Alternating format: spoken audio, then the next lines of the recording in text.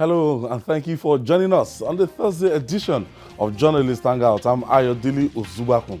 Today on the program, Nigeria record highest daily COVID-19 infections of 790, pushing confirmed cases to more than 26,000 as Nigeria Center for Disease Control testing laboratories rise to 40. IMF projects debt servicing will gulp up Nigeria's revenue this year. And later on the show, growing concerns over safety of Maiduguri, Damboa Road in Borno State as Boko Haram kidnap women, ambush and kill troops. I'll be hanging out with Babajide Kolade-Otitoju while Dotun Oladipo will join us via Skype. So if you're ready, let the hangout start now.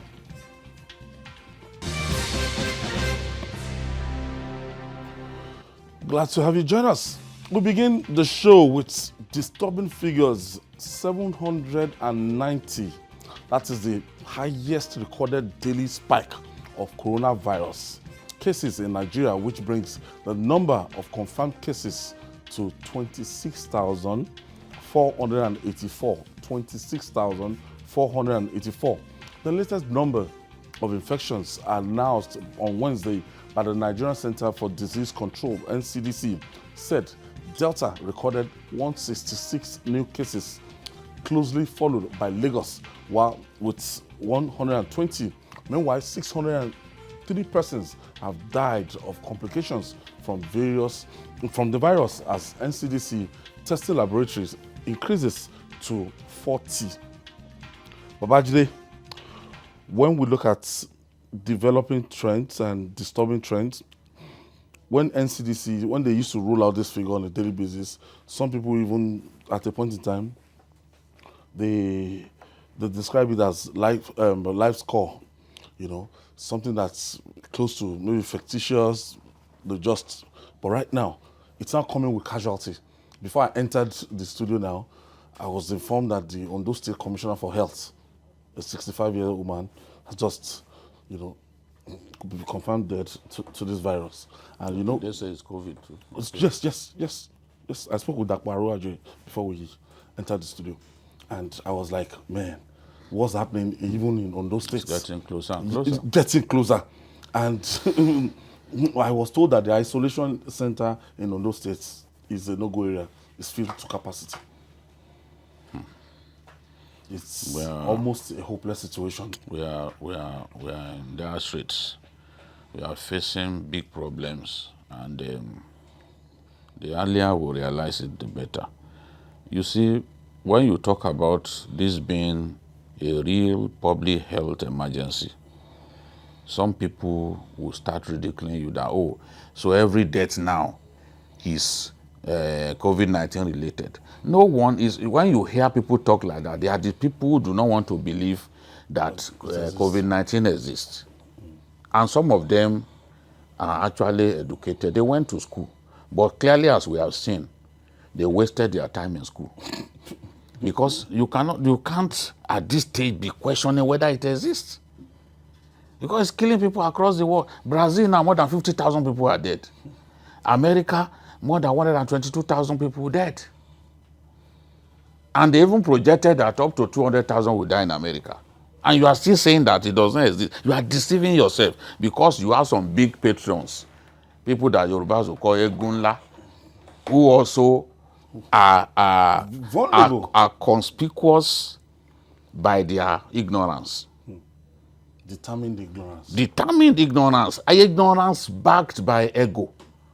Ignorance allied with ego. Because it's like you lose. Some people can die over an argument. They can do anything to win an argument. That's what we are seeing. When it is even clear to them that it's like I've lost this argument, or they will hang on to a thread. Oh no, I won't agree. Some will even tell you that it's for the big men. Yes, when they now virus is a big man disease. Okay, now so to tell you, poor people don't. Ayo, to tell you how silly and our people have stopped thinking.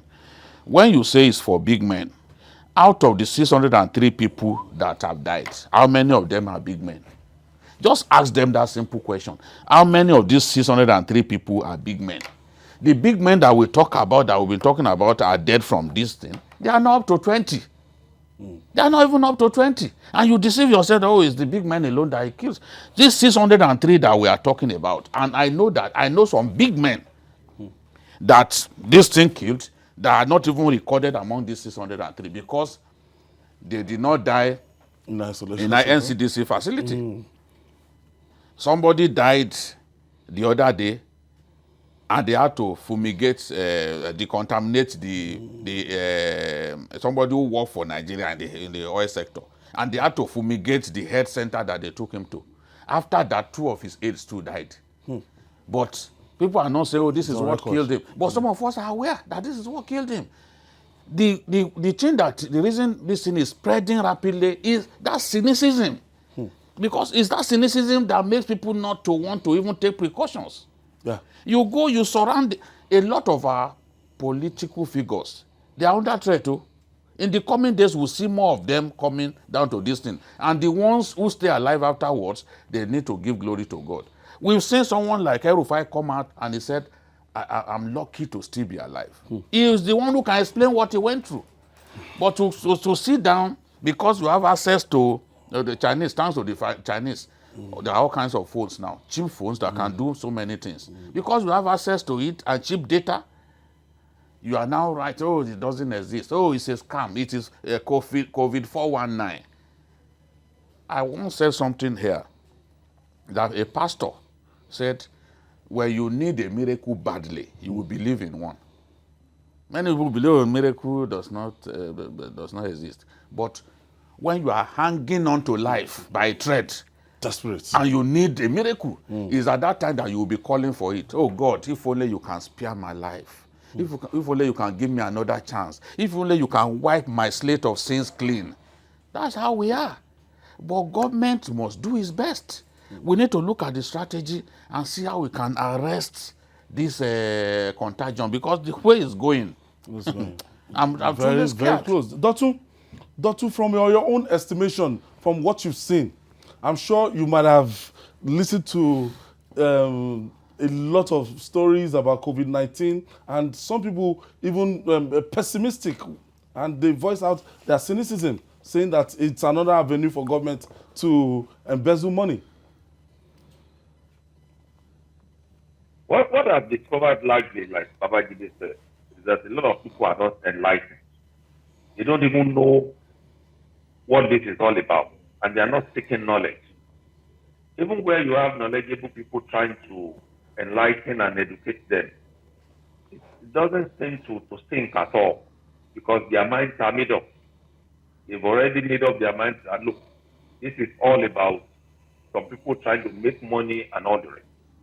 And I completely agree with what Babajide said. Until these people get to the point where they themselves, or those who are very close to them, maybe their brother or sister, or even children, are in a very tight corner, then they are going to understand all of it. I've seen that maybe at some point, I will also say that government needs to do a lot more of enlightenment, because some of these issues are not clear to the people. For instance, there are some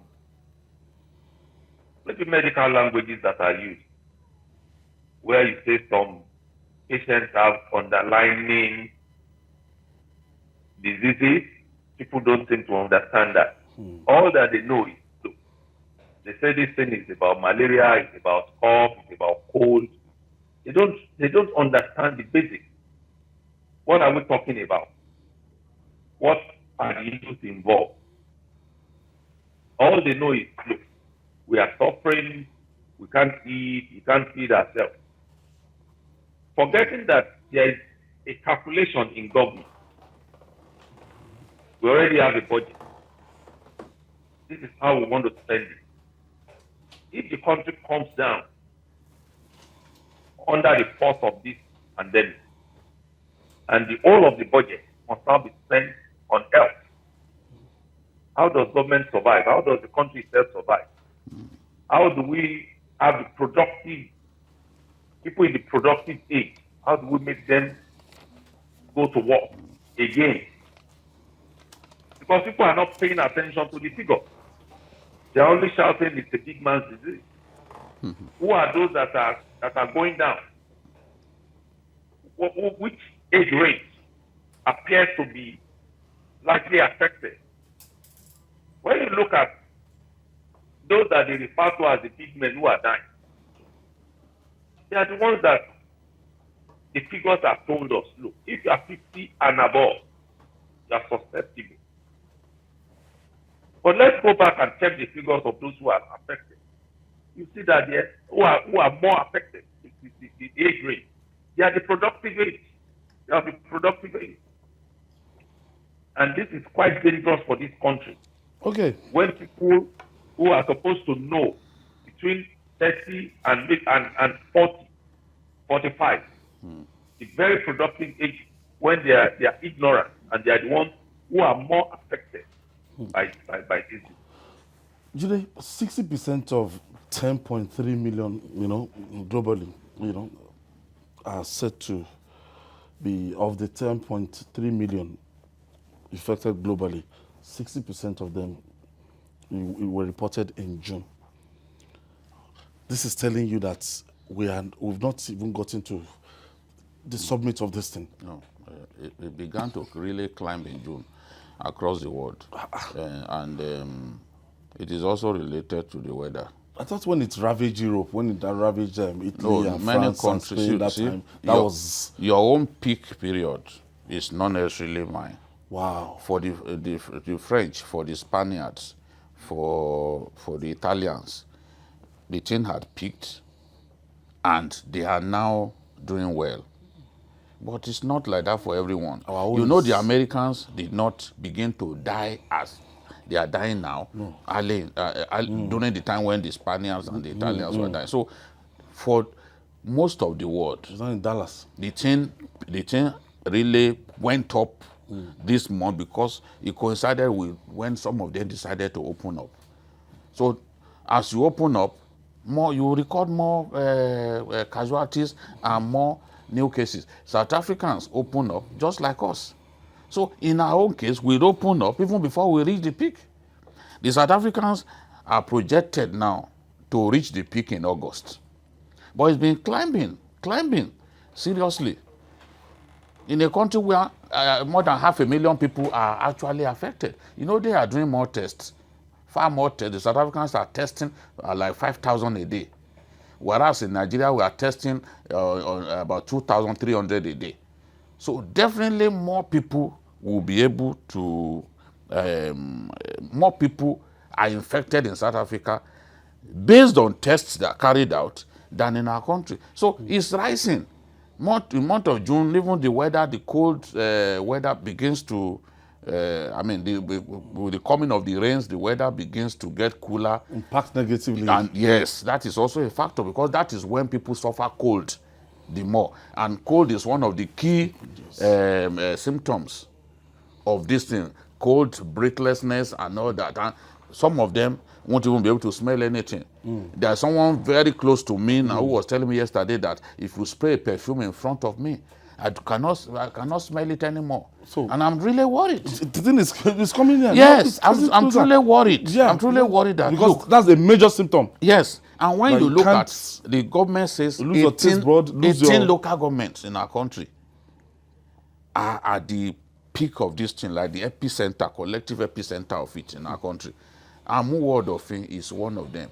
And from their own projection, the transmission has happened through people conducting business amongst one another, market and all that. So they have now thought of what do we do? Let us set up a committee that will go and address that community transmission, especially in business premises and all that, because that is one way that the Amuwo people believe that they can address this problem. But we truly have problems. And the earlier we realize that, the better. Everyone must jump in and see how they can solve the problem.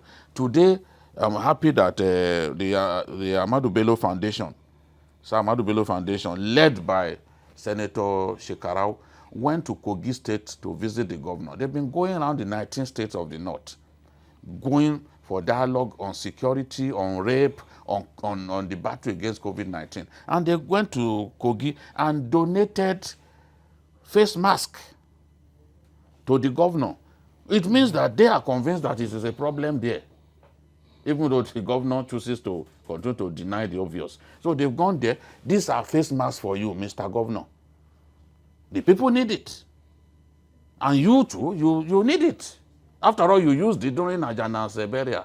But other times they don't see you using it. So we have to get our people to take this thing seriously. The moment we take it seriously and our approach changes, we'll begin to get the results. And we too will defeat it. Countries like New Zealand, they've defeated it. So we can defeat this thing if we are truly serious. It's not a death sentence. In spite of the rising cases of COVID-19 that we're having, Dotun, we are opening up our economy.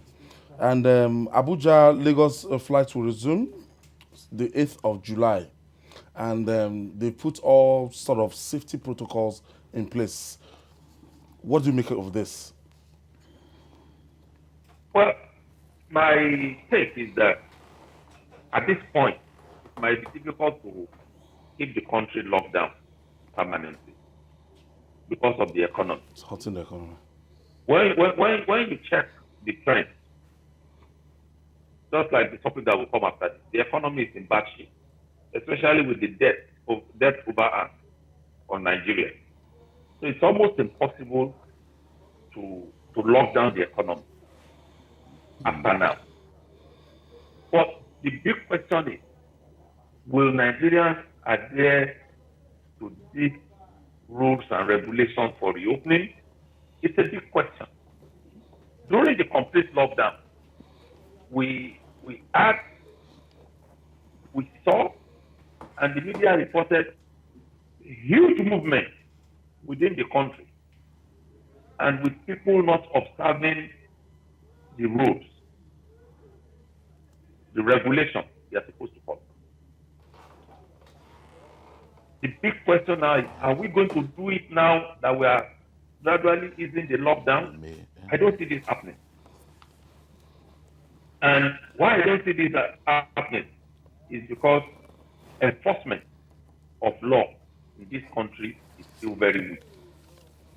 And it is very weak because the law enforcers themselves are, number one, lawbreakers, and number two, they use it as a venue to make money.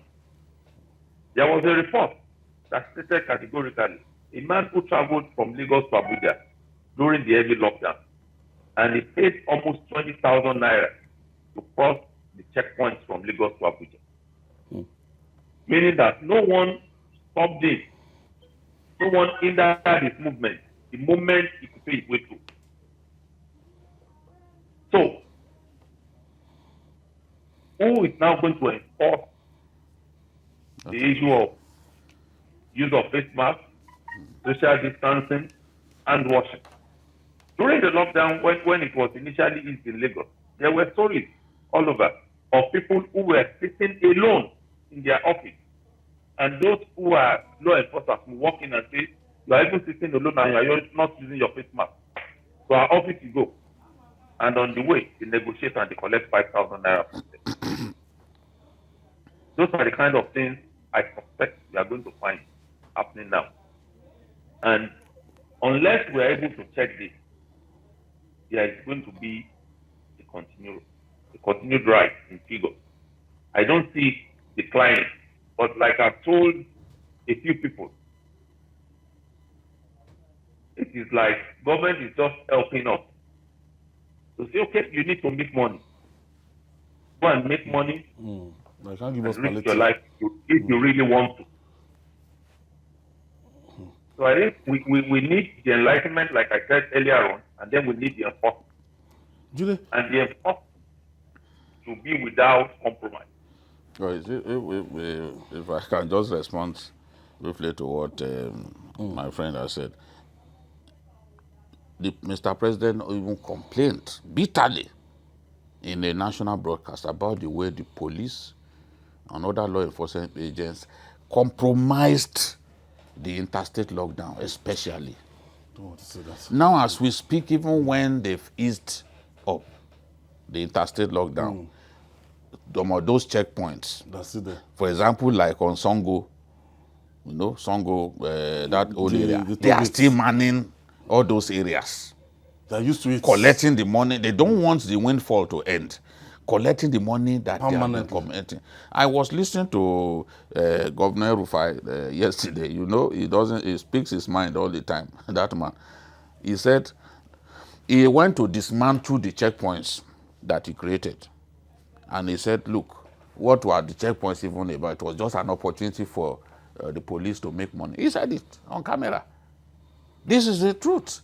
We can no longer pretend that we do not know that our uniformed people have really demonstrated a high sense of irresponsibility. What we saw. You have a clear substantiate. directive. It's Clear not directive. messy. No, the thing is, sometimes when this thing happen, they will be arguing. No, it didn't happen. Look at the governor of Borno. When he had that the army created unnecessary logjam on the road. People had been there since 6 a.m. He had to go there. But the then commander was saying no, that they were not taking money. The governor said, no, I saw it by myself. Governor Zulum, he said, I saw them collecting 1,000 by myself. So we've got to tell ourselves the truth. This is the thing. And we need to do something about this problem. If we continue in this manner, it will be difficult to defeat this pandemic. As you said, who enforces the directives of government that you should wear this, you should do this, you should do that? If our law enforcement agents simply are behaving as if this is just an opportunity to make money that government is saying is owed, it has to stop. It has to stop. People must be disciplined. How many policemen have been arrested for misbehaving in this manner?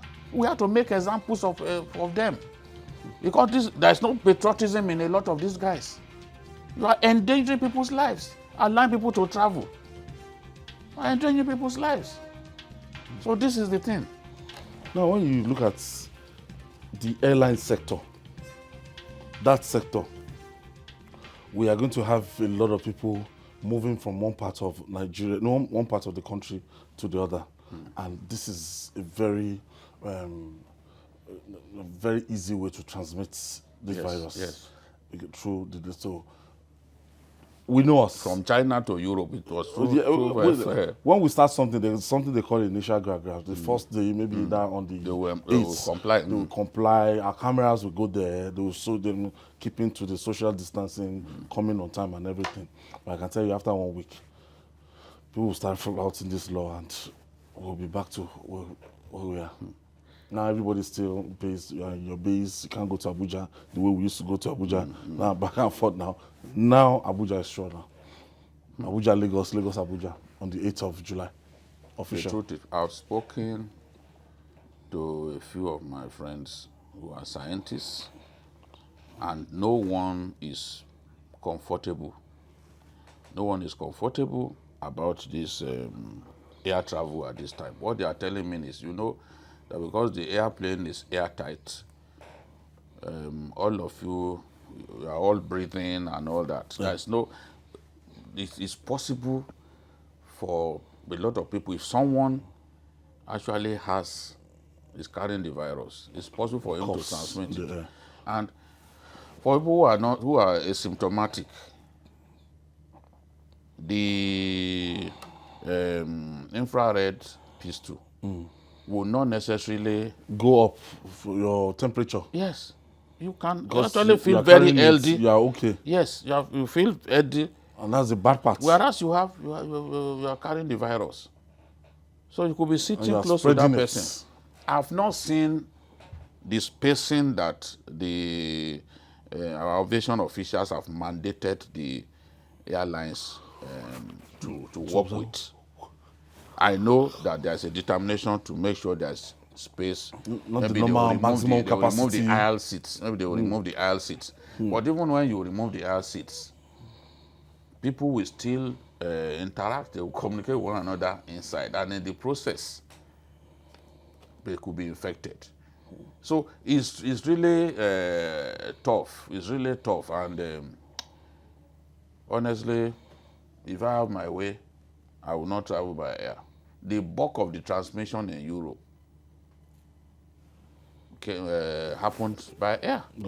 People traveled. Those of them who went to watch Champions League games in another country came back to their country. In fact, Pass through Heathrow airports. Yes. Pass through some strategic airports around the world. Yes. And that is why many countries are saying, no, for now, we will not open our airspace to international travel, because they know that those people could actually bring it and create fresh this thing. A lot of Americans who were in who were in China, came into their country with the infection. So air travel is the most recognizable means of transmitting this virus, and I truly fear. Dotun, when you want to look at the economy of the aviation sector in Nigeria, as in the airlines, I'm sure they will be looking for palliative from government too, or what do you call it? Is it bailouts from government, so that these local airlines will not be grounded? Intervention fund. Well, I actually don't see that happening, except, of course, people who are in where's the money? The private sector-led initiative will do something. The economy, the way some of us who are not so learned in that area are bad, is in shambles. And I mean, taking money again to support the airline will be difficult, but it is something that should be done.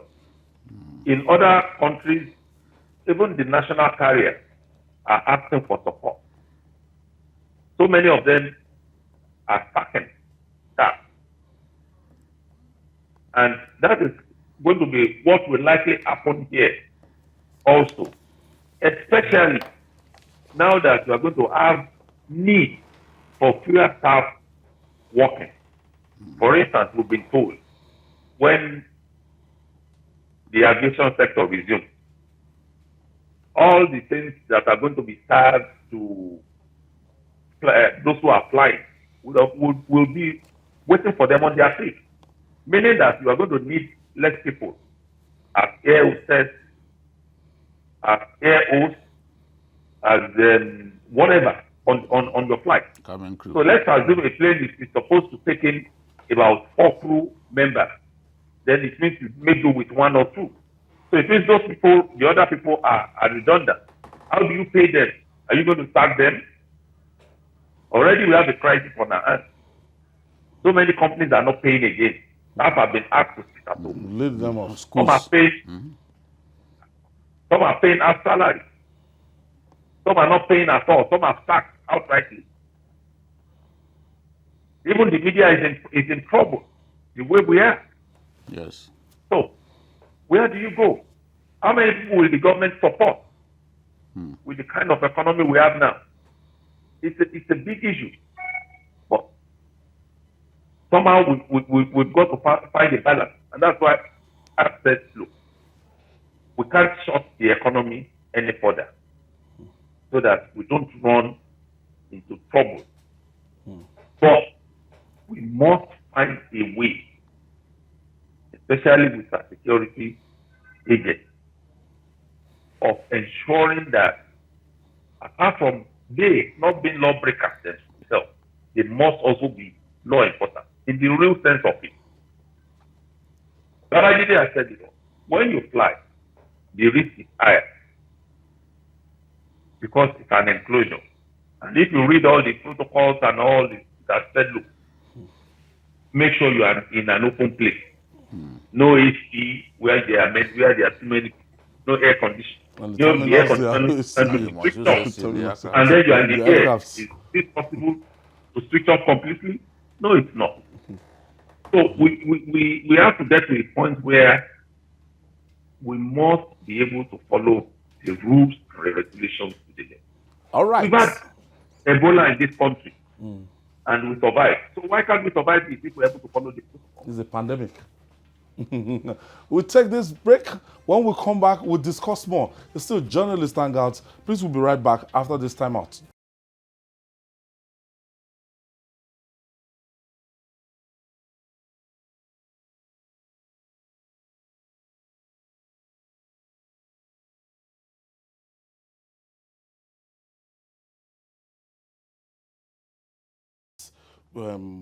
Actually delved into last week, they addressed is students. Talking about primary 6 students, SS3 students, and GS3 people that will be taking the junior WAEC, asking them to go back to school. Now, a lot of parents, they've expressed reservation against this. Yeah. That look, this might be counterproductive. But then some other people are saying that those that are about to take this crucial examination should be allowed to take that examination. ASU, NUT, wants federal government against the opening of the schools. Yes, and the NUT is very clear about its fears. Their concern is how much protection will come with this reopening of schools for terminal students. How much protection? What are the measures that we are going to put in place? Can we put those measures in place with so much discipline and sustenance? Because as you said, the initial gragra is part of us. We do it after the first few days, everybody will lock up. And these children are the vulnerable group. Honestly. 15 years below. The way to be going. 15 years below. Those GSS3, they are within the vulnerable group. So the teachers are saying, for a crowded class, we still have, especially in public schools, yes, we have classes, 60, class. 70 persons in a class. Wow. How do you deal with that situation? In many schools, running water is a luxury. And this thing requires that you wash your hands. And children will play with the water. They need excess of it. I said there is no water in many of the public schools. Wow. Taps are not running. So who will ensure that those things are available with discipline? And those teachers are saying, see, you are saying that students should wear masks inside those classrooms and their teachers to wear masks. For how long can people wear masks?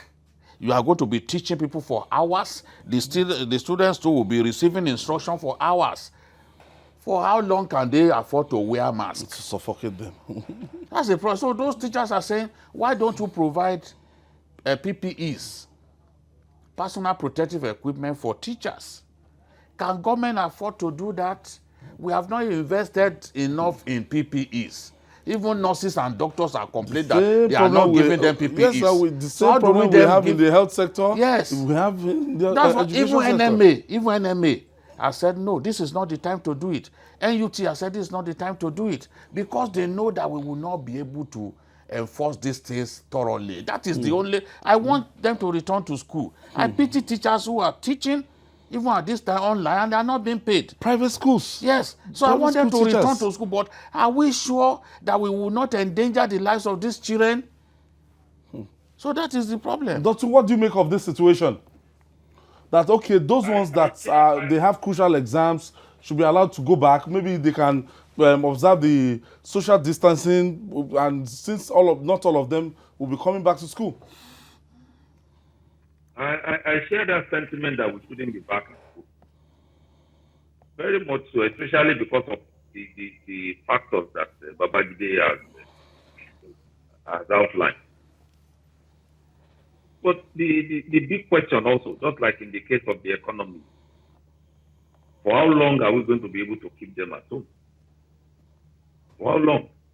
Can we, like some people have argued, when this pandemic started, begin to change our ways of doing things? Can we begin to put the right things in place for every sector, especially for the schools? Because if we decide, for instance, that we don't want our own children in Nigeria to return to school. Fine, we have the National Examination Council examinations to push them into universities, into our institutions. But we'll be losing out on the West African Examination Council exam because it's not just in Nigeria. It's for the whole of West Africa. So what, for me, we need to start doing now, apart from lip service, is action. Which schools are going to resume? We have so many civil servants sitting back in the office who are supposed to be inspectors, people who are supposed to be on the field, supervisors. Can we put them to use now? Before these people resume, can we get them into action? Can they go and visit?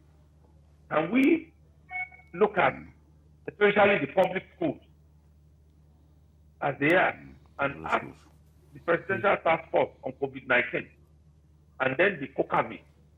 These are the areas of need for these public schools. That's like government is proposing. Let's keep the ones who are not taking terminal examinations. Let's keep them at home first. Let's do away with this crucial set. Let's do away with them first. Let's get them to write their exams. And we begin to look at those interventions and ensure that in the process, we don't turn it also into a contract bazaar process where we begin to award contracts at very outrageous cost for some of these things. Or we all know how much to sell a bucket to wash hands. We all know how we do this, how we do that. And we put those things in place without contract that we inflict them. Gideon, the final note on this, our life cannot be the same again after the COVID. No. The aviation sector, education sector, people going for service here, they have like, I forgot how many batches they have now. 3 batches, stream 1, stream 2, stream 1. It's just like terrorism. It's just like terrorism disrupted the way we used to do things. In the past, you won't get to an airport and they will say remove your belts, and all that.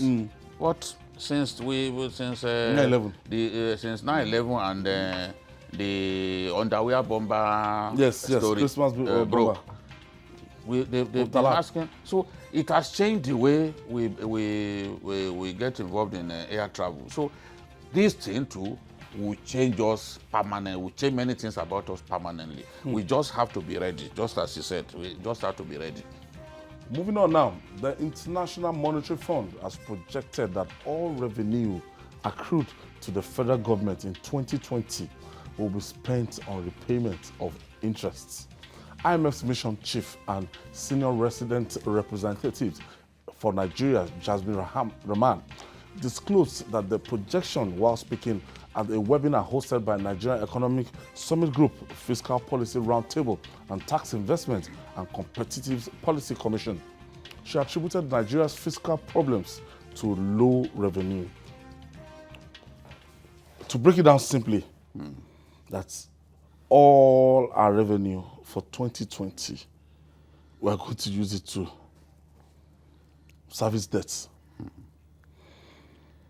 Already, I've written off 2020.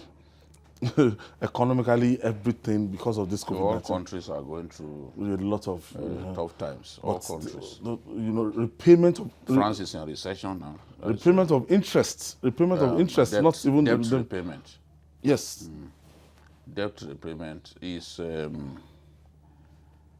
no country can grow its economy when you are suffering from a huge debt overhang.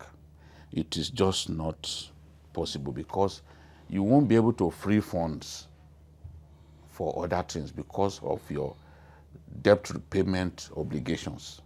Your obligations to creditors, you want to make sure that you fulfill those obligations. So it's difficult to do that when your debt is huge because it will stop you from directing your attention to other areas.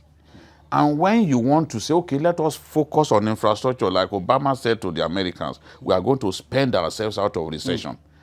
In our own case, we keep borrowing. Yes, fantastic idea to focus on infrastructure, because infrastructure is one way to drive the economy. But we keep borrowing to do that.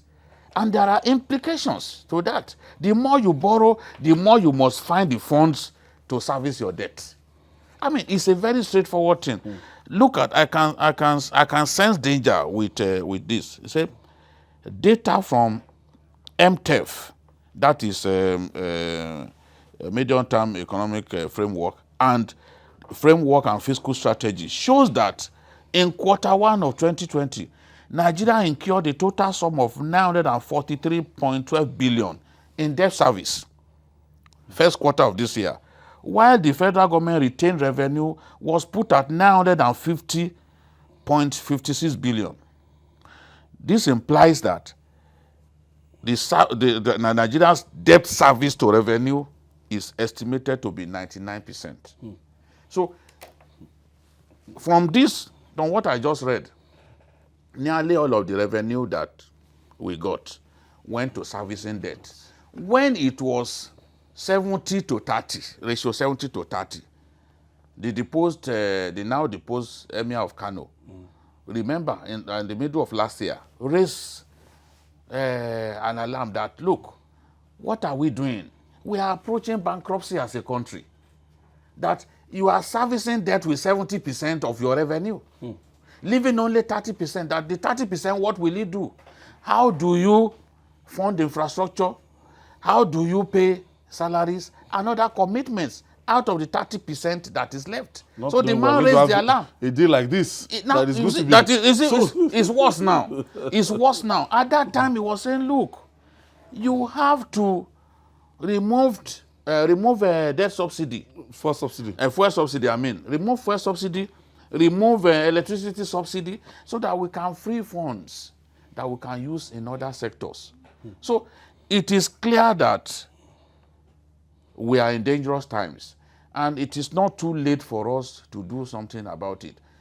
If we are even the palliatives that we are coming up with, we are still borrowing to give palliatives to our people. It's extremely bad. That is the way I see it. I can understand where the IMF is coming from. It is very clear. It's not that they don't know what they are saying. Everyone knows that even revenue from oil, since this COVID-19 began, it has been going down. Dotun, how messy is this situation? I think with COVID-19 complicating things for us, we are in a big mess. The figures being reeled out now, they are nothing. We won't say the government isn't aware that we are going to get to this point. Yeah. It's just like the prodigal son. When he took his inheritance, Kept spending. and he started Kept spending. he was hoping. And something will happen Some to magic replenish. will happen along the line, and then the money becomes more. And that is what people who waste resources, what they keep banking on. They keep thinking that somehow, by some miracle, something will happen along the line. And unfortunately, instead of things positive happening now, we have issues like COVID-19 to contend with. Sometimes you have a major catastrophe in the economy to contend with. And that is where we are now. When we made all of these projections since last year about how we are going to borrow our way out of poverty and recession, we were not looking at COVID-19 coming in.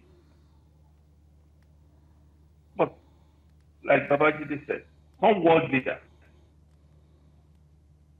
with huge credit to the likes of Obama, we'll see some of these things coming and say, look, let's plan, let's let's put this in place. Let's put this in place and take this up. We don't see that happening in Nigeria. And borrowing has become second nature. We are owing virtually everywhere. At some point, we are given this impression that we cleared all our debt and we were debt free. But here we are being told that whatever we are going to make, just not even the main debt itself is going to be offset from this. It's the interest we are going to pay that wipe off all our earnings. Where do we go from here? For me, it stops. I don't know. Even not being an economist, I know that this is big trouble.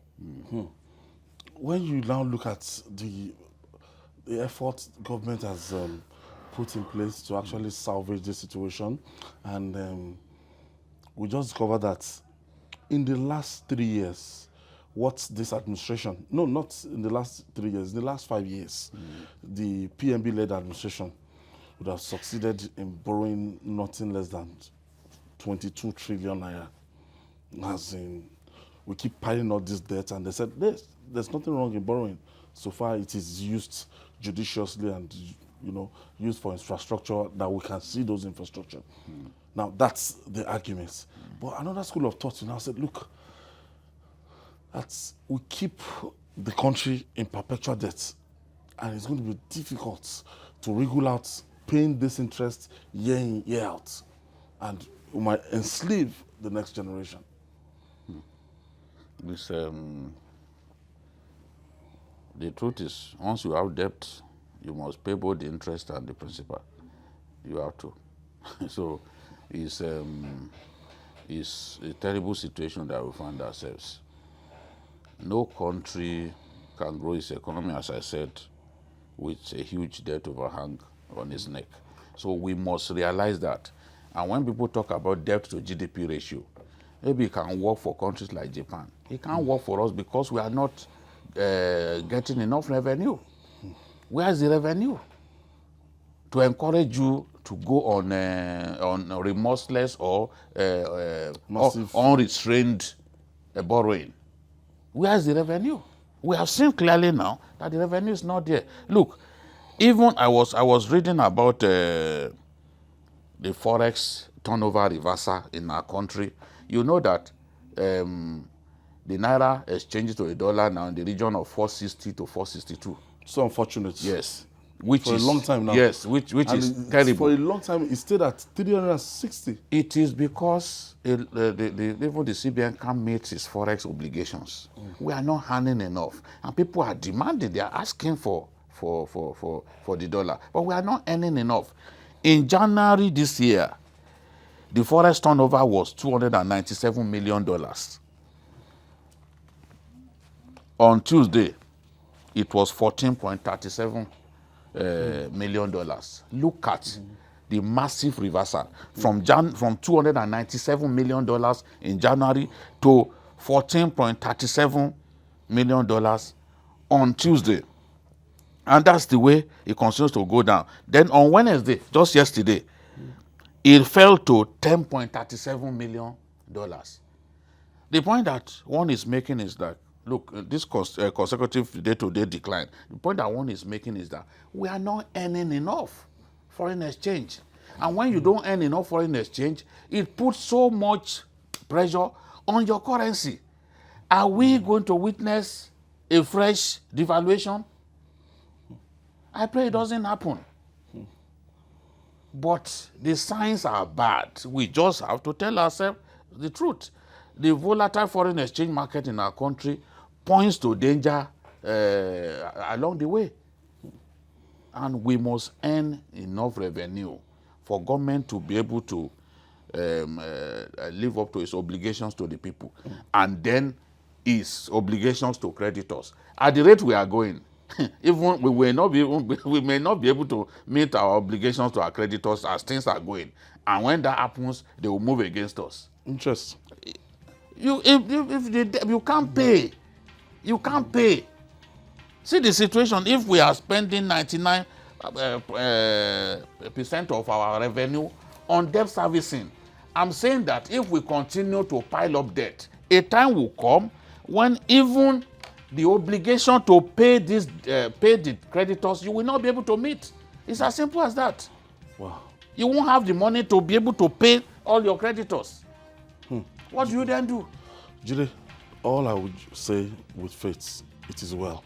That's what the Christians, even when they are facing real danger, they will say, it is well with my soul. It is well. It is well with the soul of our country.